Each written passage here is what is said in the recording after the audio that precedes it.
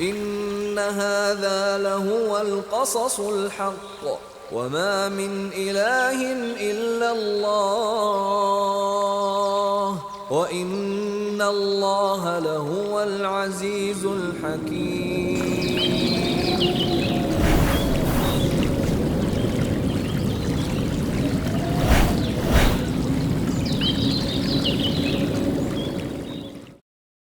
بسم الله الرحمن الرحیم. الحمد لله رب العالمین والصلاة والسلام علی سید المرسلین سیدنا و نبینا محمد و علی آله و صحبه اجمعین. با عرض سلام و وقت بخیر خدمت همه شما بینندگان عزیز و محترم در برنامه قصص الحق. قصه یا داستان در ضمن اونچه که ما به عنوان ادبیات داستانی میشناسیم یکی از عناصر ادبی مشهور هست. هممون میدونیم و نقش قصه رو در زندگی خودمون شاهد هستیم. تجربه کردیم، داستانهای زیادی رو شنیدیم و از داستانها فیلم ساخته میشه و به همین صورت اهداف متعددی در پی داستان و داستان سرایی وجود داره. برخی از این داستان‌ها برمیگرده به گذشته تاریخ امت‌ها و افتخاراتشون. برخی از این داستان‌ها ساخت و بافته ذهن انسان‌ها هست و برخی از این داستان‌ها نوعی خرافه و نوعی تخیل به شمار میاد. اون چیزی که ما در ارتباط با دین و در ارتباط با قرآن به عنوان داستان میشناسیم یکی از عناصر مهم آیات الهی هست که علاوه بر این که از حقانیت و اصالت تاریخی برخوردار هست، با اهداف دقیق علمی و با سبک بسیار بلیغ و ادبی به عنوان دلیل و نشانه ای از نشانه های تفکر دینی، نشانه های اصالت قرآنی و یکی از نشانه های صحت نبوت در ضمن نصوص قرآن کریم به شمار میاد. قصه در قرآن کریم با صورتهای مختلف و اشکال متعدد وجود داره. الله متعال در ارتباط با داستان و ماجرای گذشتگان از بدو تاریخ خلقت و آفرینش تا زمان نزول وحی صحنه‌های متعددی رو از زندگی بشر برامون در قرآن کریم آورده است.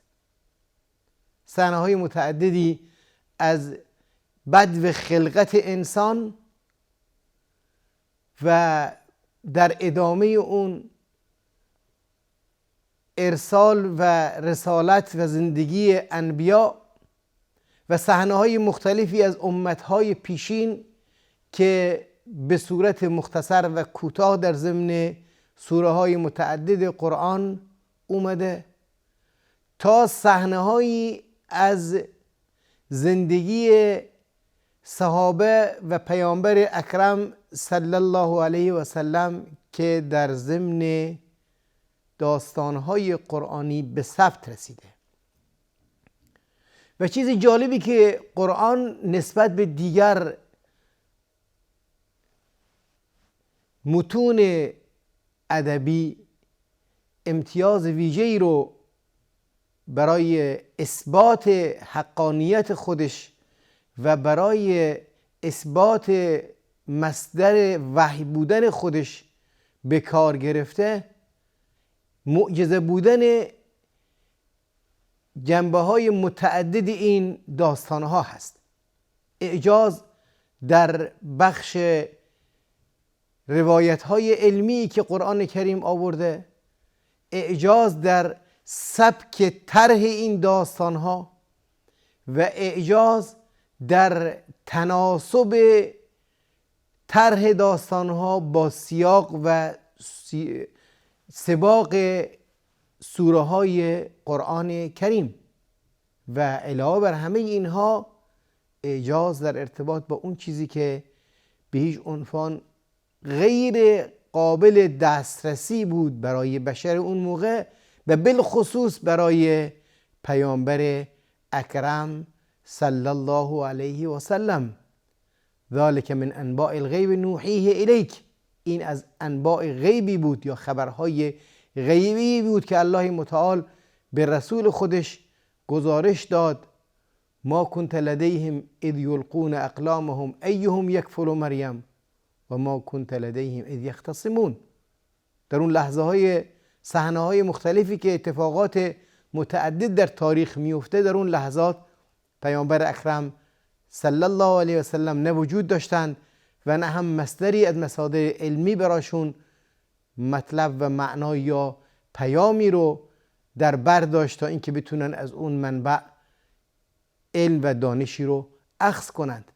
در نتیجه این هم بخش دیگری از اعجاز داستانهای قرآنی به شمار میاد و مهمترین اینها بخش آینده هست. داستانها و صحنه‌های زندگی عموماً برمیگرده به گذشته ها. ما عموماً در ارتباط با گذشته تاریخ بشر سخن میگیم و مطالبی رو نقل میکنیم. گاهی این مطالب ناقص هست، گاهی هم اضافه شده هست، گاهی هم کامل هست و به همین صورت گاهی بیفایده هست و گاهی با فایده هست و گاهی هم مطالبی ساخت و ساز ذهن ما هست و گاهی هم اصلا خرافه هست و تخیل ذهن بشر هست. اما در ارتباط با آینده اون چی که قرآن کریم میاره یک وجهه بسیار مستقلی رو به خودش میده و اون صحنه هایی هست در اون چی که به عنوان نشانه هایی از آخرت و قیامت و صحنه هایی از قیامت برامون اطلاع میده. خبر و داستان اون چی که اتفاق خواهد افتاد، صحنه هایی از اون چی که شاهد خواهیم بود و در اونجا حضور پیدا خواهیم کرد. صحنه هایی مثل این که صحنه های اتفاق افتاده هست. و نفخ فی الصور فصعق من فی السماوات و من فی الارض الا من شاء ربک. حتی صیغه‌ای که اطلاع میده برای آخرت با صیغه یا با فعل ماضی هست. در سور دمیده شد، نفخ فی الصور فصعق من فی السماوات و من فی الارض الا من شاء ربک. صاعقه میزنه همه کسانی که در آسمان ها و زمین هستند. الا من شاء ربک، مگر اون کسانی که الله متعال اونها رو از این عارضه مستثنا بکنه. این هم یک نوع خبر هست، یک نوع داستان حقیقتی هست که اتفاق خواهد افتاد و از عالم غیب برامون گزارش رسیده است. بر این اساس یک بخش عمده ای از داستانهای قرآن کریم اون چیزهایی هست که ما اونها رو خواهیم دید، نه اون چیزهایی هست که اتفاق افتاده. در نتیجه ما اون چی که در ضمن فکر و اندیشه خودمون در ارتباط با قصه یا داستان یا ماجراها یه قرآنی در ذهن داریم، اگرچه مختصر هست بر داستان زندگی انبیاء گذشته و گاهی هم به برخی از اقوام گذشته برمیگرده، اما واقعیت اینجاست که قرآن کریم مفهوم و معنا یا بگیم اون چه که به عنوان مصداق داستان یا ماجرا، درج ماجرا در قرآن کریم ما میتونیم ازش یاد کنیم، خیلی ساحه و عرصه وسیعتری از زندگی و ماجرای زندگانی اون افرادی که به عنوان انبیاء ما اونها رو میشمریم داره. انبیایی که در قرآن کریم ازشون یاد شده در واقع 25 تا هستند و الله متعال هم در این ارتباط میگه که رسلا قد قصصناهم علیک و رسلا لم نقصصهم علیک و کلم الله موسی تکریما. برخی از این انبیاء رو ما برات داستانشون رو، ماجراشون رو گفتیم و برخی از اینها رو هم ما داستان ماجراشون رو نگفتیم و موسی هم الله متعال باش به طور مستقیم سخن گفتند. این آیات و آیات مختلف دیگری که در واقع حد وجود صحنه‌های زندگی انبیاء پیشین رو در بر داره، این رو برامون میگه که یک بخشی از زندگی انبیا در قرآن کریم در شده با اهداف معینی که برامون دنبال میکنه تا در راستای هدایت و هدفی که قرآن داره نقش داشته باشه. و اونچه که علاوه بر این داستانهای تاریخی در زندگی انبیا ما سراغ داریم، گفتیم که فراتر از اون صحنه‌هایی از زندگی اقوام پیشین هست، صحنه‌هایی از زندگی بنی اسرائیل هست، صحنه‌هایی از زندگی افرادی هست که حتی در نبوت اونها هم بحث و گفتگو هست. لقمان شخصیتی هست که در ارتباط با نبوتش بین مفسرین اختلاف هست. شخصیتی مثل خضر که نامش هم در قرآن نیومده، فقط به عنوان یک شخصیت ازش یاد شده که حضرت موسی به سمتش فرستاده شدن در سوره کهف. این هم با وجود اینکه نامش یاد نشده ولی به همین صورت یکی از شخصیت هایی هست که داستان و قصه اون رو قرآن کریم آورده. یا به همین صورت ذوالقرنین که هنوز هم در بحث شخصیت این فرد مباحث متعددی بین اهل علم وجود داره، ولی واقعیت اینجاست که همه این ماجراهای مختلفی که قرآن کریم داره، چه در ارتباط با تاریخ بدو خلقت انسان که آدم باشه و صحنه ابتداء زندگی او در روی زمین باشه، و چه در ارتباط با صحنه‌های مختلفی که مرتبط با زندگی انبیا هست یا اقوامی که بعد از انبیا زندگی می‌کردند، یا صحنه‌هایی از زندگانی برخی از امت‌هایی که به طور دقیق شاید ما نتونیم براشون نام و نشان معینی رو ترک کنیم، ولی داستان قرآن با هدفی که داره، اگرچه دقیقاً نامی از اون افراد یا از اون موقعیت ها نیاورده، ولی داستان قرآنی به عنوان یک حقیقت برامون پیام های متعددی داره که ما با بررسی یا تأمل بر این داستان ها در راستای هدایت و عبرت گرفتن میتونیم درس ها و پندهای متعددی رو بگیریم. در این میان اونچه که ما در این سلسله برنامه ها مد نظر قرار خواهیم داد این هست که اونچه که در قرآن کریم به عنوان حقایق تاریخی، چه در ارتباط با گذشته و چه در ارتباط با زمان نزول وحی که صدر اسلام باشه و چه در ارتباط با آینده که مرتبط با قیامت و آخرت هست، همه این داستان ها یا این اتفاقات رو به طور تفسیری و تفصیلی از قرآن کریم خواهیم آورد و کمتر اتکا خواهیم کرد به اونچه که به عنوان روایات مستند بر کتاب‌های پیشین یا تورات و انجیل هست، بلکه فقط بر اونچه که به عنوان روایت یا تفسیر روایی قرآن کریم از سنت پیامبر صلی الله علیه و سلم ثابت شده هست فقط اکتفا خواهیم کرد تا اینکه بیشتر در حاشیه بحث ها قرار نگیریم.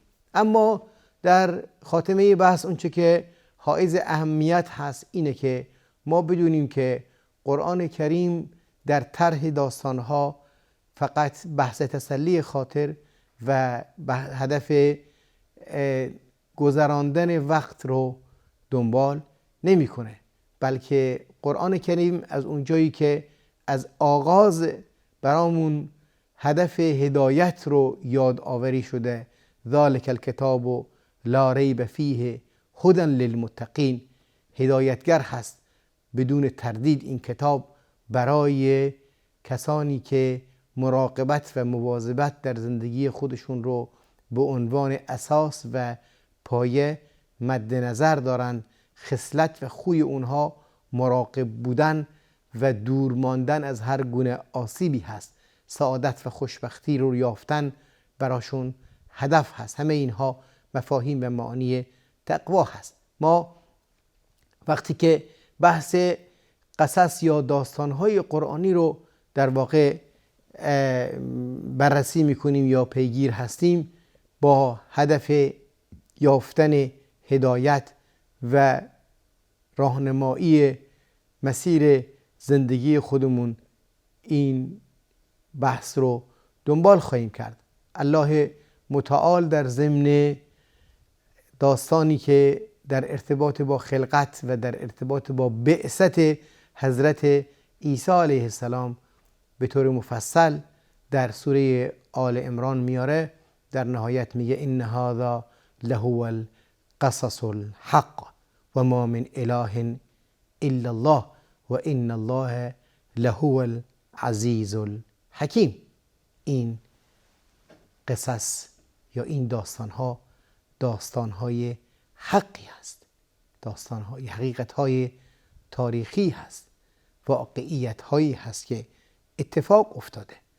این واقعیتها در ارتباط با افکار و اندیشه ها و اونچه که در ضمن تفکر خیلی از اندیشمندان دینی در تاریخ وارد شده و اونها رو به انحراف یا شرک کشونده، این اومده تا اون حقیقت رو آشکار کنه.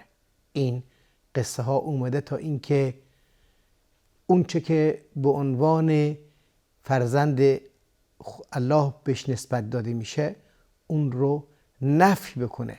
اونچه که به عنوان خطاهای فکری و اعتقادی در بین مردم رواج پیدا کرده اونها رو حل و فصل بکنه و برای اونها حد و حدود درستی رو تعیین بکنه. و به همین صورت هدف دومی که در پی این موضوع هست اینه که و ما من اله الا الله و ان الله لهو العزیز الحکیم. الله متعال یکتای بی همتایی هست که عزیز و حکیم هست. در ضمن این داستان ها یکتایی الله متعال به درستی ظاهر میشه و بی همتایی او و حاکمیت او و حکمت او به درستی به نمایش گذاشته میشه. امیدواریم که بتونیم در ضمن بررسی این آیات و بررسی داستانهای قرآنی به این هدف هدایت الهی برسیم. الله یار و نگهدارتون باد. السلام علیکم و رحمت الله و برکاته.